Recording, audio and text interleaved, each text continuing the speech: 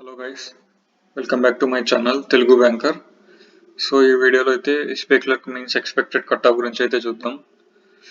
Previous year కనుక చూసినట్లయితే ఏపీకి 50 వేకెన్సీస్, తెలంగాణకి 342, కర్ణాటకకి 50 వేకెన్సీస్ అయితే ఉన్నాయి.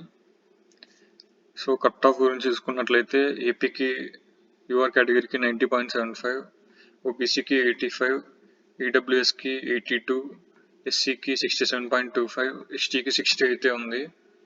సో తెలంగాణకి 342 వేకెన్సీస్, కట్ ఆఫ్ చూస్తే యూఆర్కి 84.5, ఓబీసీకి 81.25, ఈడబ్ల్యూఎస్కి 77.25, ఎస్సీకి 74, ఎస్టీకి 66.5.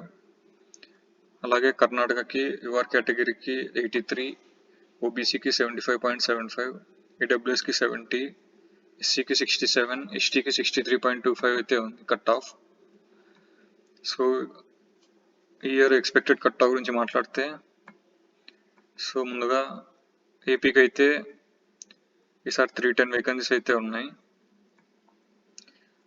సో ఎక్స్పెక్టెడ్ కట్ ఆఫ్ గురించి మాట్లాడితే కట్ ఆఫ్ అనేది ఈ రేంజ్లో ఉండొచ్చు అనుకుంటున్నాను. సో ఇది జస్ట్ నా ఒపీనియన్ మాత్రమే.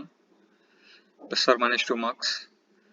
యూఆర్కి 82, ఓబీసీకి 79.75, ఈడబ్ల్యూఎస్కి 77, ఎస్సీకి 65.5, ఎస్టీకి 62.5. నెక్స్ట్ తెలంగాణకు చూస్తే 250 వేకెన్సీస్ అయితే ఉన్నాయి.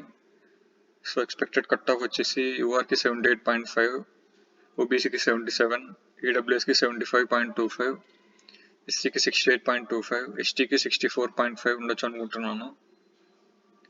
సో కర్ణాటక చూస్తే 270 వేకెన్సీస్ అయితే ఉన్నాయి.